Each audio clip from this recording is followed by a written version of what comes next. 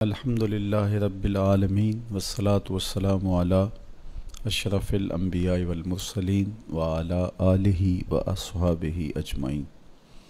قال اللہ تعالی وتبارک فی القرآن المجید والفرقان الحمید۔ اعوذ باللہ من الشیطان الرجیم، بسم اللہ الرحمن الرحیم۔ یا ایہا الذین آمنوا اتقوا اللہ حق تقاتہ ولا تموتن الا وانتم مسلمون۔ صدق اللہ مولانا العظیم وصدق رسولہ النبی الکریم الرؤوف الرحیم۔ اللہم نور قلوبنا بالقرآن وزین اخلاقنا بالقرآن وادخلنا الجنة بالقرآن ونجنا من النار بالقرآن۔ قال اللہ تعالی وتبارک فی شان حبیبہ مخبرا وآمرا ان اللہ وملائکتہ یصلون علی النبی یا ایہا الذین آمنوا صلوا علیہ وسلموا تسلیما۔ اللہم صلی علی سیدنا و مولانا محمد معدن الجود والکرم صلاۃ و سلاما علیک یا سیدی یا رسول اللہ۔ تمام حمد و ثنا، تعریف و توصیف اللہ جل مجدہ الکریم کی ذات بابرکات کے لیے، جو خالق کائنات بھی ہے اور مالک ششرہات بھی۔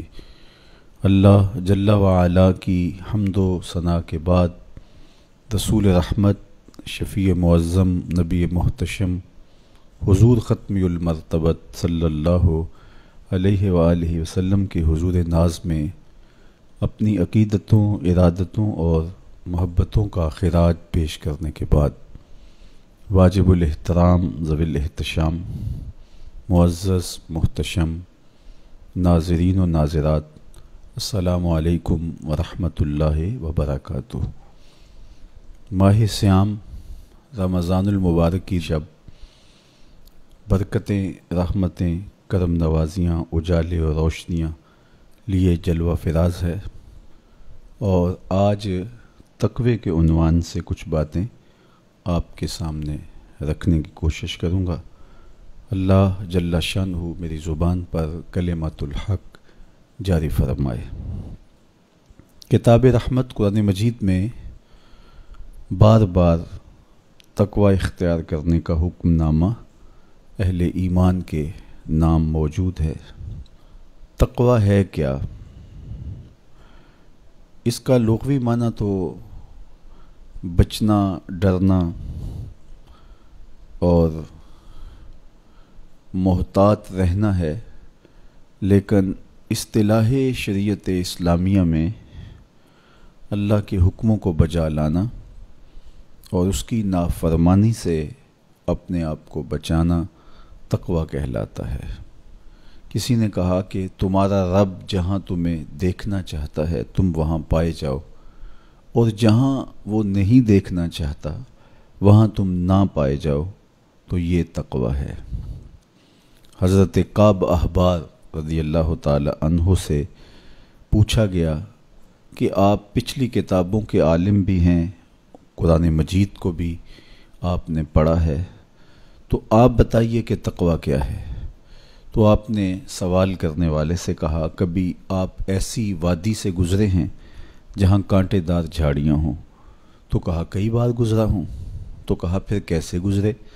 کہا میں اپنے دامن کو سمیٹ لیا کہ ایک ایسی وادی سے میرا گزران ہو رہا ہے جہاں کانٹے دار جھاڑیاں ہیں، تو کوئی کانٹا میرے دامن سے الجھ نہ جائے اور میرا لباس تار تار نہ ہو جائے۔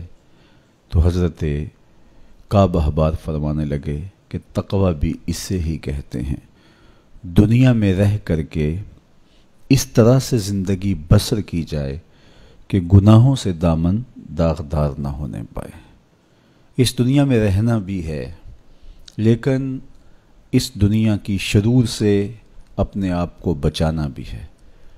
دنیا کے اندر موجود فتنوں سے اپنے آپ کو محفوظ رکھنا ہے، نفس اور شیطان کے مکر و فریب سے اپنی حفاظت کرنی ہے، اپنے دامن کو داغدار نہیں ہونے دینا، اپنے دامن کو پھٹنے نہیں دینا، اپنے ضمیر کی چادر پہ داغ نہیں لگنے دینا، اپنے باطن کی صفائی اور ستھرائی اور پاکیزگی اور عفت کا خیال رکھنا ہے۔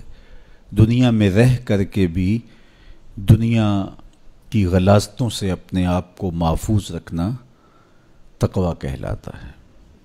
کہا اس دنیا میں اس طرح رہو جس طرح کشتی پانی میں رہتی ہے، پانی میں رہنے کے باوجود اپنے اندر پانی نہیں آنے دیتی، چونکہ اگر کشتی پانی میں رہے تو خیر ہے، خود بھی تیرے گی اور اپنے اوپر بیٹھے سواروں کو بھی کنارے تک لے جائے گی، لیکن اگر پانی کشتی میں داخل ہونا شروع ہو گیا تو خود بھی ڈوبے گی اور جو اس کے اوپر سوار ہوں گے وہ بھی ڈوب جائیں گے۔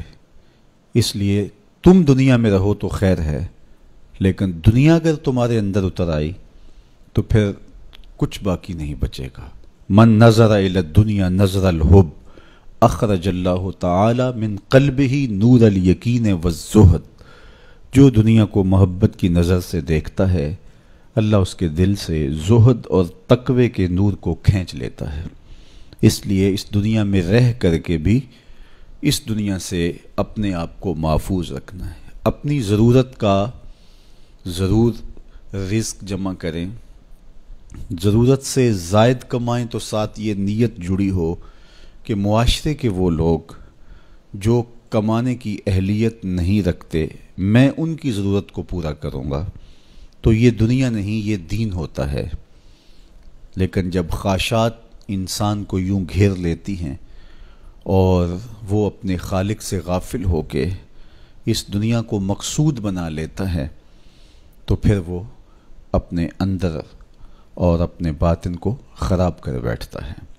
تو کعب احبار فرمانے لگے کہ تقویٰ یہ ہے کہ تم اپنے آپ کو جس طرح کانٹے دار جھاڑیوں کے اندر سے گزارتے ہوئے دامن بچاتے ہو اور کوئی کانٹا تمہارے دامن سے الجھ کر تمہارے دامن کو تار تار نہ کر دے، تمہارا دامن پھٹ نہ جائے، تو احتیاط سے گزرتے ہو، تو دنیا میں بھی یوں محتاط رہو اور اپنے آپ کو گناہوں سے آلودہ نہ ہونے دو۔ حضرت سیدنا علی المرتضیٰ رضی اللہ تعالی عنہ سے تقویٰ کے حوالے سے دریافت کیا گیا تو آپ نے بڑی جامع تعریف ارشاد کی۔ فرمایا کہ تقویٰ کیا ہے؟ فرمایا کہ تقویٰ یہ ہے کہ تم اللہ سے ڈرتے رہو، خوف خدا تمہارے سینے میں موجود رہے، قرآن مجید پر تمہارا عمل رہے، اور تم جو میسر آئے اللہ کی طرف سے اس پر تم قانع ہو، کم پر بھی قناعت تمہارا مزاج ہو، اور چوتھی چیز ارشاد فرمائی کہ تم آخرت کی تیاری میں اپنے آپ کو مصروف رکھو۔ یہ چار وصف اگر تمہارے اندر موجود ہیں تو تم متقی کہلاؤ گے۔ سب سے پہلا وصف کیا ہے کہ اپنے آپ کو اللہ جل شانہ کے خوف میں مبتلا رکھو، اللہ کا ڈر تمہارے سینے میں موجود رہے۔ اللہ کا ڈر کس معنی اور کس مفہوم میں ہونا چاہیے؟ عمومی طور پہ بندہ جس شے سے ڈرتا ہے اس سے وحشت بھی کرتا ہے، اس سے نفرت بھی کرتا ہے۔ سانپ سے ڈرتا ہے، بچھو سے ڈرتا ہے اور موذی جانوروں سے خوف زدہ ہوتا ہے، لیکن اگر ہتھے چڑھ جائیں تو انہیں چھوڑتا بھی نہیں، بلکہ ہمیں تو حکم دیا گیا اقتل الموذی قبل ان یوذی، قبل اس سے کہ موذی تم کو ایذا دے تم اس کا خاتمہ کر ڈالو، اگر تمہارے بس میں ہو تو تم انہیں مار ڈالو۔ تو عمومی طور پہ بندہ جس سے ڈرتا ہے اس سے نفرت بھی کرتا ہے، لیکن اللہ سے بندہ ڈرتا بھی ہے، اس سے محبت بھی کرتا ہے۔ تو یہ ڈر پھر کس مفہوم میں ہوا؟ تو کچھ اشیاء سے، کچھ لوگوں سے ڈر ان کے گزند کی وجہ سے ہوتا ہے، لیکن یہ ڈر جو اللہ کا بندہ مومن کے دل میں ہے یہ محبت کا ڈر ہے۔ جب کوئی کسی سے پیار کرتا ہے تو اس کی ناراضگی سے ڈرتا ہے، وہ روٹھ نہ جائے، وہ ناراض نہ ہو جائے۔ میری زندگی کا سارا سرمایہ تو اس کی خوشیاں ہیں، اس کی خوشی میری زندگی کا جمال ہے، اور اگر وہ روٹھ گیا تو میری زندگی اجڑ جائے گی، میری زندگی کا سارا نور ختم ہو جائے گا، میری زندگی کی ساری خوشیاں ختم ہو جائیں گی۔ تو اللہ سے ڈرنے کا مفہوم بھی یہی ہے کہ جب بندہ اس سے پیار کرتا ہے، اور مومن کی شان ہے والذین آمنوا اشد حبا للہ، جو اہل ایمان ہیں وہ سب سے زیادہ اپنے رب سے محبت کرتے ہیں، ٹوٹ کے چاہتے ہیں اپنے رب کو۔ تو جب اتنی محبت کرتے ہیں اپنے رب سے تو وہ ڈرتے ہیں کہ کہیں ہمارا رب ہم سے روٹ نہ جائے، ہمارا رب ہم سے ناراض نہ ہو جائے۔ تو یہ احساس جب انسان کے ساتھ ہمیشہ جڑا رہے گا کہ میرا اللہ مجھ سے ناراض نہ ہو جائے، تو پھر اس کی زندگی کتنی خوبصورت ہوگی اور وہ گناہوں سے کیوں نہیں بچ پائے گا۔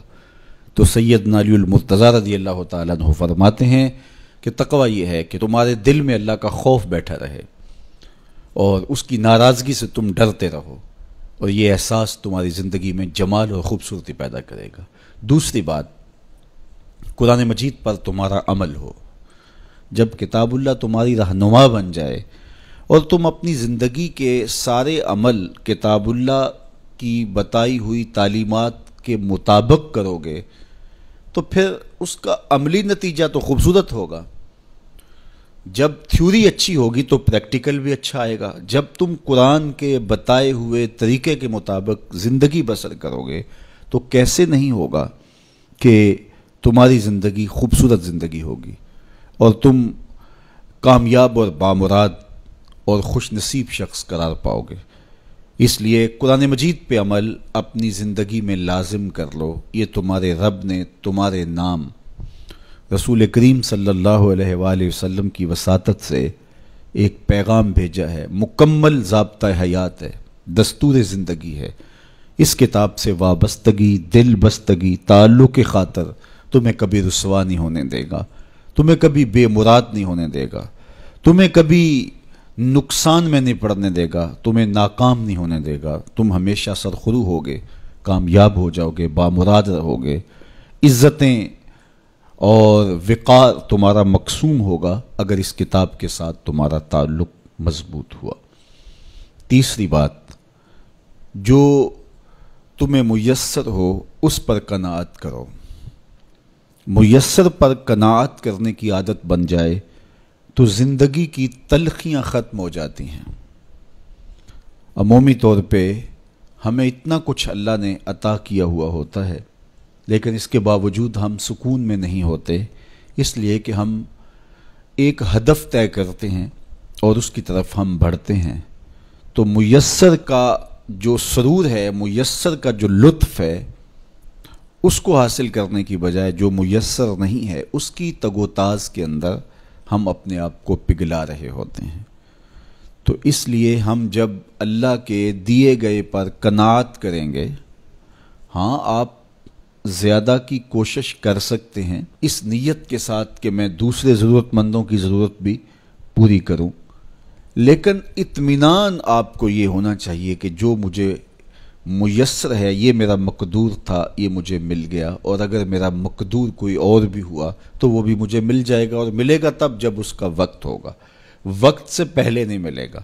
جب ہم اپنے مقدور کو وقت سے پہلے حاصل کرنے کی کوشش کرتے ہیں تو پھر زندگی میں تلخی بھر جاتی ہے، ہم بے چین ہو جاتے ہیں کہ وہ مل کیوں نہیں رہا، میاں وہ کیسے ملے، اس کے ملنے کا بھی وقت ہی نہیں آیا ہے۔ تو ہم ایک اضطراب میں مبتلا ہو جاتے ہیں، بے چین ہو جاتے ہیں۔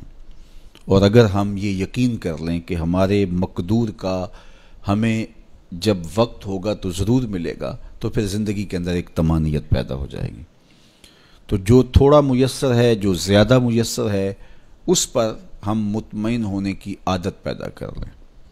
سیدنا علی المرتضیٰ رضی اللہ تعالی عنہ سے ہی مروی حضور کا ایک فرمان ہے، جو اللہ کے دیے گئے تھوڑے رزق پہ راضی ہو گیا، اللہ اس کے تھوڑے عملوں پہ راضی ہو جائے گا۔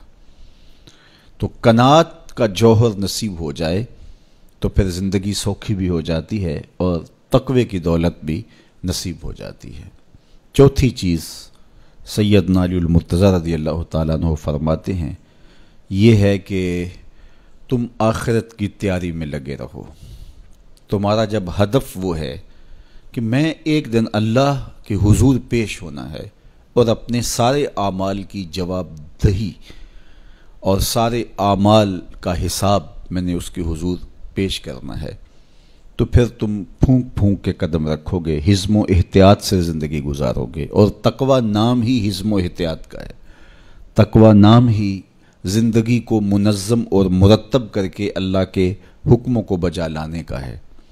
حضرت شیخ احمد شیخ مجدد الفسانی علیہ رحمہ فرماتے ہیں کہ تقوی دو چیزوں سے عبارت ہے، ایک اللہ کے حکموں کو بجا لانا اور ایک اللہ کی منع کردہ چیزوں سے اجتناب کرنا۔ اور بڑی خوبصورت بات آپ نے کی، فرمایا اللہ کے حکموں کو بجا لانا، اس کی اطاعت اور فرما برداری کرنا، یہ تو فرشتے بھی کرتے ہیں اور انسان بھی کرتے ہیں، لیکن وہ چیزیں جو منع کی گئی ہیں ان سے رک جانا تو یہ کام صرف انسانوں کا ہے، چونکہ فرشتوں کے اندر تو یہ چیز ہی موجود نہیں ہے، ان کے اندر خواہشات رکھی ہی نہیں گئی جن سے وہ رک جائیں، آرزوئیں رکھی ہی نہیں گئیں جن سے وہ باز آ جائیں۔ تو وہ تو اللہ کی عبادت کرتے ہیں، ذکر و فکر میں لگے ہیں، طاعت اور فرما برداری میں لگے ہیں، اور ان امور سے رکنے کا ان کا باب ہی نہیں ہے، تو یہ حضرت انسان کا کام ہے کہ وہ ان امور سے منع ہو جائے جن امور سے ان کے رب نے انہیں منع کیا ہے۔ تو یہ شے حضرت انسان کو ممتاز کرتی ہے اور تقوی کے حصول کا ذریعہ اور ضامن بنتی ہے۔ اللہ جل شانہ کے منع کردہ کاموں سے رک جائے اور اس کے حکموں کو بجا لانے کی کوشش میں لگا رہے، یہ تقوی کہلاتا ہے۔ بعض نے یہ کہا کہ انسان کے جو ظاہری اعمال ہیں اور انسان کے جو باطنی اعمال ہیں، ان دو اعمال کو دو حصوں میں تقسیم کیا، تو کہا کہ جو باطن کے اعمال ہیں وہ تقوی کہلاتے ہیں۔ آپ کوئی نیک عمل کرتے ہیں تو ظاہر ہے کہ وہ امتثال امر کے طور پہ آپ وہ کام بجا لا رہے ہیں، لیکن اب آپ دل سے بھی رکے ہوئے ہیں اس کام سے، تو یہ آپ کے دل کا عمل ہے اور یہ تقوی کہلاتا ہے۔ قرآن مجید میں اللہ تعالیٰ نے ایک مقام پہ ارشاد فرمایا، جو اللہ کی نشانیوں شعائر اللہ کی تعظیم کرتے ہیں تو یہ دل کا تقوی ہے۔ تو تقوی کا تعلق پھر جڑ جاتا ہے دل سے۔ میرے اور آپ کے آقا و مولا حضور نبی رحمت صلی اللہ علیہ وآلہ وسلم نے ارشاد فرمایا، التقوی ہا ہونا، التقوی ہا ہونا۔ حضور نے اپنے سینے کی طرف اشارہ کر کے کہا تقوی یہاں ہے، تقوی یہاں ہے۔ تو تقوی کا مرکز انسان کا دل ہے۔ ایک حدیث پاک میں آیا جو صحیح مسلم میں موجود ہے کہ ان اللہ لا ينظر الى صورکم واموالکم، اللہ تمہاری صورتوں کو نہیں دیکھتا، اللہ تمہارے مالوں کو نہیں دیکھتا کہ کون کتنا خوبصورت ہے، کس کے پاس کتنی دولت ہے، نہ تمہاری صورتیں دیکھتا ہے، نہ تمہارے بنگلے دیکھتا ہے، نہ تمہاری جائیدادیں دیکھتا ہے، نہ تمہارا بینک بیلنس دیکھتا ہے۔ اسے تمہاری صورتوں سے غرض نہیں ہے، اسے تمہارے اموال سے سروکار نہیں ہے، وَلَٰكِن يَنظُرُ إِلَىٰ قُلُوبِكُمْ وَأَعْمَالِكُمْ، وہ تمہارے دل دیکھتا ہے اور تمہارے عمل دیکھتا ہے۔ تمہارے کپڑے پھٹے پرانے ہیں، جھونپڑے میں رہتے ہو، لیکن عمل خوبصورت ہیں، تمہارا قلب سلیم ہے، اس دل میں اللہ کی محبت، اللہ کا پیار رکھا ہے، اللہ جل شانہ کے محبوب کا پیار رکھا ہے، تو وہ دل خوبصورت ہے۔ تو تمہارے لباس پھٹے پرانے کیوں نہ ہوں، تمہارے رہنے کی جگہ انتہائی ناآسودہ کیوں نہ ہو، لیکن تمہارا دل اچھا ہے، تمہارے عمل اچھے ہیں، تو تمہارے رب کو یہ پسند ہے۔ تو تقوی کا مرکز تمہارا قلب ہے، تمہارا دل ہے۔ تو دل کی پاکیزگی، دل کی صفائی، دل کی ستھرائی یہ اللہ جل شانہ کو محبوب ہے۔ ہم عمومی طور پہ اپنے ظاہر کو سنوارنے میں لگے رہتے ہیں اور باطن ہمارا میلا کچیلا ہی رہتا ہے۔ ہمارا رب ہم سے اس بات کا تقاضا کرتا ہے کہ تمہارا دل بھی ستھرا ہونا چاہیے، تمہارا دل بھی پاک ہونا چاہیے۔ باہو علیہ رحمہ فرماتے ہیں کہ دل کالے نالوں منہ کالا چنگا، جے کوئی یہ رمز پچھانے ہو۔ تو اصل تو پاکیزگی، طہارت، صفائی، عفت قلب کی ہے۔ تو اس لیے اللہ تعالیٰ جل شانہ نے مومنین کے قلوب کی پاکیزگی، طہارت اور صفائی اور عفت کا تقاضا اہل ایمان سے کیا ہے۔ اللہ جل شانہ نے بندوں کو جو عزت عطا کی ہے تو اس کا معیار تقویٰ کو قرار دیا۔ کون کتنا معزز ہے یہ اس کی دولت سے نہیں ناپا جا سکتا، اس کے قبیلے اور اس کے خاندان سے نہیں جانچا جا سکتا، اس کے لباس سے آپ یہ اندازہ نہیں کر سکتے کہ یہ معزز شخص ہے۔ کسی شخص کا کسی قوم سے تعلق ہے اور وہ گوری رنگت والی قوم ہے یا وہ کسی اور رنگت سے متعلق ہے تو وہ اس کی عزت کا ظرف نہیں ہے۔ ان اکرمکم عند اللہ اتقاکم، تم میں سے معزز وہ ہے جو متقی ہے، جو پرہیزگار ہے۔ دیکھیے ابو لہب قریشی النسب تھا، لیکن خوبصورت ہونے کے باوجود، عالی مرتبت نسب رکھنے کے باوجود آج بھی اس پر لعنتیں برس رہی ہیں۔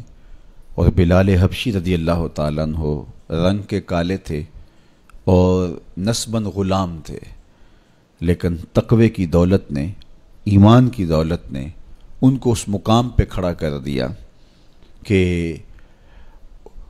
وہ ہاشمی النسب شخص تقوی اور ایمان کی عدمیت کی وجہ سے ان کے قدموں سے لگی ہوئی دھول تک بھی نہ پہنچ سکا، اور وہ عزتوں کے اس شرف کو حاصل کرتے ہیں جو انہی کا مقسوم ہے۔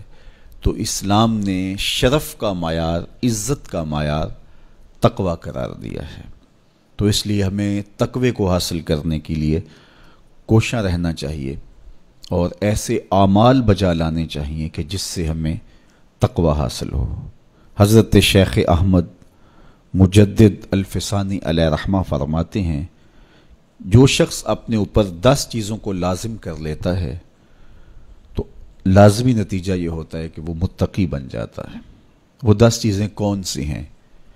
ماہ صیام کے ان حسین لمحوں میں ہمیں وہ 10 اوصاف اپنے اندر پیدا کرنے چاہیے تاکہ ہم متقی بن جائیں، اور متقی اللہ کے محبوب بندے ہیں۔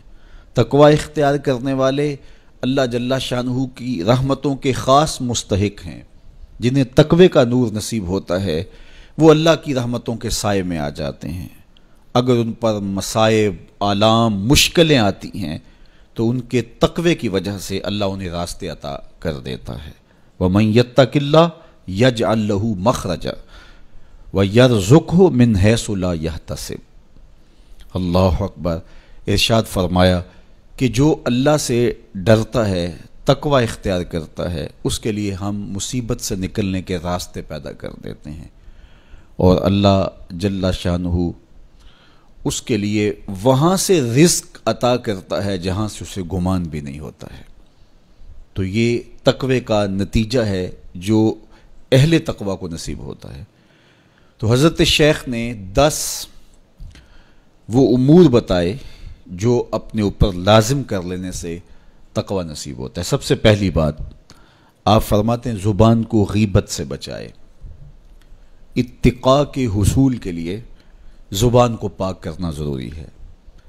انسان کے زیادہ تر گناہ اس کی زبان کی وجہ سے ہیں، اور غیبت یہ بدترین عمل ہے، اور اس کو بدکاری سے بھی برا قرار دیا گیا ہے۔ الغیبت اشد من الزنا، تو اپنی زبان کو غیبت سے بچائے۔ دوسری بات ارشاد فرمائی کہ بدظنی سے بچے، کسی سے خواہ مخواہ بدگمان ہو جانا اور اپنے دل کو کسی کے لیے میلا کر لینا اور اس کی بدگمانی دل میں پالنا، تو یہ تقوی کے منافی ہے۔ تو کسی کی بدگمانی سے، بدظنی سے اپنے دل کو بچائے، زبان کو غیبت سے بچائے، دل کو بدگمانی سے بچائے، اور مسخرہ پن سے بچے، بات بات پہ ٹھٹھے مار کے ہنسنا اور اس طرح کی زندگی بسر کرنا۔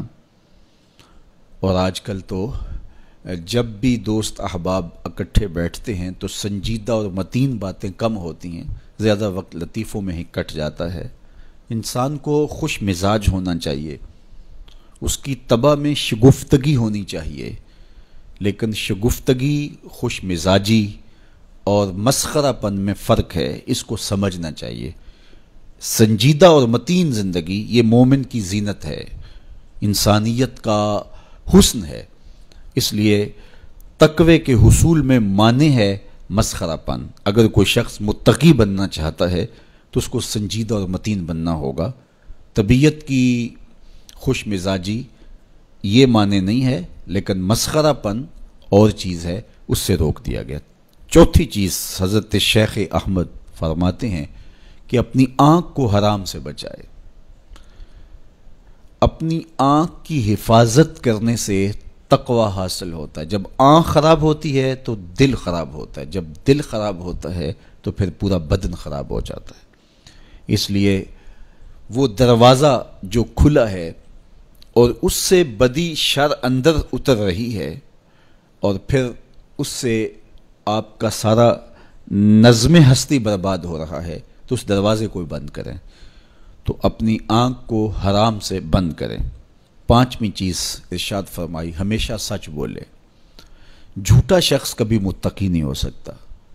اتقاء کے حصول کے لیے اپنے آپ کو سچ کا خوگر بنانا ہوگا۔ سچ کے بغیر کبھی نہ بولیں۔ جھوٹ بولنے والے کی زبان سے شر پھیلتا ہے، اور جب کوئی شخص جھوٹ بولتا ہے تو حدیث پاک میں آتا ہے اس سے بدبو نکلتی ہے، جس کو عام لوگ تو نہیں سونگھ پاتے، لیکن اللہ کے فرشتے 1 میل دور پیچھے ہٹ جاتے ہیں۔ تو مومن سچا ہوتا ہے، مومن جھوٹا نہیں ہوتا، اور تقوی کے اصول کے لیے سچ شرط ہے۔ چھٹی چیز ارشاد فرمائی، ہر حال میں اللہ کا احسان مانے۔ جب کوئی بھی انسان پر بہتری آئے تو اس وقت یہ کہے کہ یہ میرے رب کا احسان ہے کہ مجھے یہ حاصل ہوا ہے۔ بہت سارے لوگ اپنی محنت کا نتیجہ قرار دیتے ہیں کہ یہ میں نے کیا تو اس کے نتیجے میں یہ ملا۔ بسا اوقات آپ کتنا سیدھا کام کر رہے ہوتے ہیں، کتنی محنت کر رہے ہوتے ہیں، لیکن نتیجہ اس کے برعکس آ رہا ہوتا ہے۔ سیدنا علی المرتضیٰ رضی اللہ تعالیٰ عنہ فرماتے ہیں، میں نے اللہ کو اپنے ارادوں کی شکست سے پہچانا، تو یہ اس کی کرم نوازی ہے کہ اس نے ایسا کر دیا۔ صحت میرا کمال نہیں، یہ اللہ کی عطا ہے۔ علم میرا کمال نہیں، یہ اللہ کی عطا ہے۔ لہجوں کی خوبصورتی یہ اس کی عطا سے ممکن ہے۔ اس نے آنکھوں میں روشنائی رکھی، اس نے توفیق عمل نصیب فرما دی، اس نے اچھائی کی راہوں پہ گامزن کیا۔ ماہ صیام میں روزہ رکھنے کی توفیق ہوئی، صلاۃ التراویح میں حاضری کا موقع میسر آیا، دیگر صالح اعمال تلاوت کلام مجید نصیب ہوئے، تو مت سمجھے کہ یہ کوئی میرا کمال ہے۔ اللہ کا احسان مانے گا تو غرور پیدا نہیں ہوگا، تکبر پیدا نہیں ہوگا۔ تو ہر حال میں اللہ کا احسان مانے، جو بھی خیر اس کو ملے وہ کہے یہ میرے رب کی طرف سے ہے، اور اگر اس کا کرم نہ ہوتا تو یہ عمل مجھے نصیب نہ ہوتا۔ اور کتنے عمل ہیں کہ نصیب ہونے کے بعد عجب سے، تکبر سے، ریاکاری سے برباد ہو جاتے ہیں۔ کیتی کتری پئی کھو محمد تے سکہ بنیا زردہ، کتنے عمل ہیں کہ برباد ہو جاتے ہیں، تکبر آ گیا، عجب آ گیا، ریاکاری آ گئی، تو یہ اس کی طرف سے ہی ہے۔ تو جب یہ کہے گا تو عجب، تکبر، غرور کچھ پیدا نہیں ہوگا، تو پھر عمل قبول ہوگا اور انسان تقوی کی منزل تک پہنچے گا۔ ساتویں چیز، اپنا مال راہ حق میں خرچ کرے۔ ناحق راستے پر ایک درہم بھی خرچ نہ کرے۔ کمایا ہوا مال راہ حق میں خرچ کرنے سے اتقاء کی دولت نصیب ہوتی ہے۔ اللہ قیامت کے دن بندے کے قدم اپنے حضور سے ہٹنے نہیں دے گا جب تک اس سے 3 سوال نہیں کر لے گا۔ ان میں سے ایک سوال یہ ہوگا کہ مال کمایا کہاں سے، مال خرچ کہاں کیا۔ جس طرح مال حلال کمانا ضروری ہے، مال کو جائز جگہوں پہ خرچ کرنا بھی ضروری ہے، حق کے راستے پہ خرچ کرنا بھی ضروری ہے۔ اس لیے یہ اپنی طبع کے اندر لازم کر لے کہ کبھی بھی اس کا مال کسی ناجائز اور فضول کام میں خرچ نہ ہو، راہ حق میں اس کا مال لگے۔ 8ویں چیز، نفس کے لیے کبھی بڑائی بلندی نہ چاہے، اس سے طبیعت میں سرکشی آئے گی اور تقوی کے راستے میں یہ عمل مانے ہے۔ اور نمازوں کی حفاظت کرے۔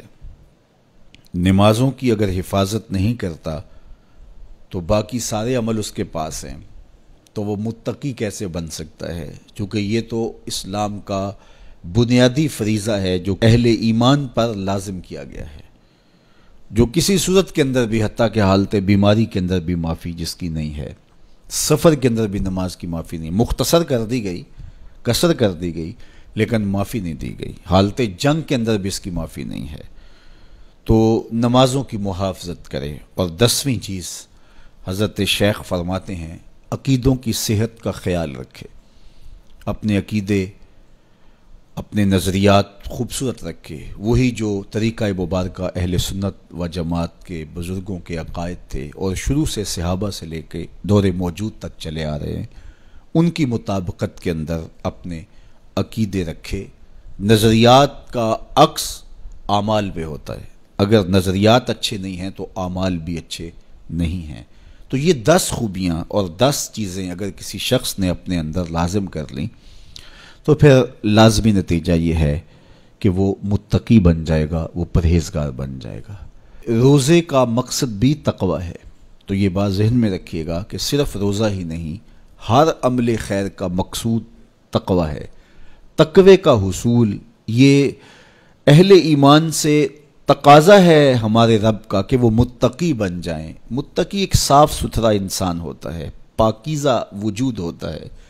متقی شخص کسی کو ضرر نہیں دیتا، کسی کو دکھ نہیں پہنچاتا، وہ کسی کا حق غصب نہیں کرتا، کسی پر ظلم، زیادتی، جور و تعدی سے پیش نہیں آتا، وہ لوگوں کے حقوق کی پاسداری کرتا ہے، وہ اپنے فرائض کو پورا کرتا ہے، وہ خلق کے حق کو بھی ادا کرتا ہے اور خالق کے حق کو بھی ادا کرتا ہے، وہ دھرتی پر اللہ جل شانہ کی رحمتوں کا روپ ہے، دھرتی کا بوجھ نہیں ہے بلکہ دھرتی کی زینت ہے۔ تو ایسے پاکیزہ وجود یہ مقصود ہیں شریعت کے، اس لیے ہمیں تقوی ہر صورت میں حاصل کرنا چاہیے۔ قرآن مجید میں تقریباً 258 مرتبہ تقوی کو اختیار کرنے کا مختلف صیغوں کے ساتھ حکم دیا گیا ہے۔ تو اب آپ اندازہ کیجئے یہ کتنی اہم شے ہے جس کا تقاضا اہل ایمان سے کیا گیا ہے۔ تو اللہ جل شانہ کی بارگاہ میں میری دعا ہے جملہ ناظرین کے لیے، ناظرات کے لیے، آپ سب لوگوں کے لیے، اپنے لیے، اپنے ساتھ جڑے ہوئے تمام لوگوں کے لیے کہ اللہ سب کو اتقاء کی دولت نصیب کر دے۔ یہ زندگی بے مقصد نہ گزر جائے۔ ہم جس مقصد کے لیے آئے ہیں ایسا نہ ہو کہ ساری زندگی گزار کے چلے جائیں اور خالی دامن لے کے اللہ کے حضور پیش ہوں۔ نہیں، اس دامن کو تقوی کے نور سے بھر کر اس کے حضور پیش ہوں، لیکن اس کے فضل پہ آس ہو، مغرور نہ ہونا، جو میسر آ جائے اس کو اللہ کا احسان سمجھنا، اور اس کے حضور کہا مالک مجھ سے تو یہی ہو سکا ہے، اور یہ بھی میری کوتاہیاں اور میری کمزوریوں کے ساتھ ہے سب کچھ، تو اپنے کرم سے میرے پہ رحم فرما۔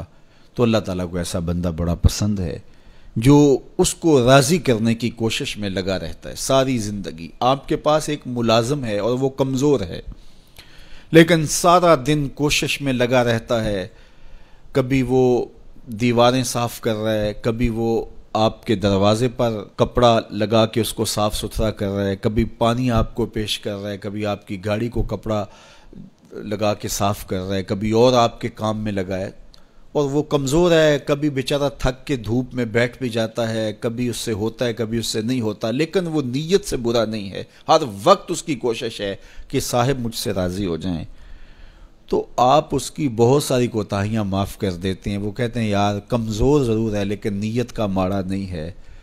تو یار اگر ہم نیت کے ماڑے نہ ہوں، ساری زندگی اللہ کو راضی کرنے کے لیے گزار دیں، تو وہ بھی تو دیکھ رہا ہے یہ میرا بندہ ہے۔ میرے شیخ کامل کا ایک شعر مجھے ابھی یاد آیا کہ دلوں میں بری نہیں نہ نیتوں بری میں، دلوں میں بری نہیں نہ نیتوں بری میں، گناہ میں تو ہو جاندے لاچاریاں نو۔ اگر پھر بھی کوئی گناہ ہو جائے تو اللہ کریم ہے، رؤوف ہے، معاف کرنے والا ہے۔ تو تقوی کا یہ بھی نتیجہ ہے، اس کا ثمرہ ہے کہ آپ سے گناہ سرزد ہو جائے تو آپ کو فوراً توفیق توبہ مل جاتی ہے۔ اگر یہ صالح اعمال آپ بجا لاتے ہوں تو زندگی کے اندر گناہوں کا سرزد ہونا ممکن ہے، لیکن متقی شخص سے گناہ سرزد ہو جائے تو وہ فوراً رجوع اللہ کرتا ہے، فوراً اس کو توفیق توبہ نصیب ہو جاتی ہے، اس کو کھٹکنے لگتا ہے کہ مجھ سے کچھ ہو گیا ہے، تو وہ بے چین ہو جاتا ہے۔ تو آئیے میں اور آپ اپنی زندگیوں میں تقوی کے نور کو بھر لیں۔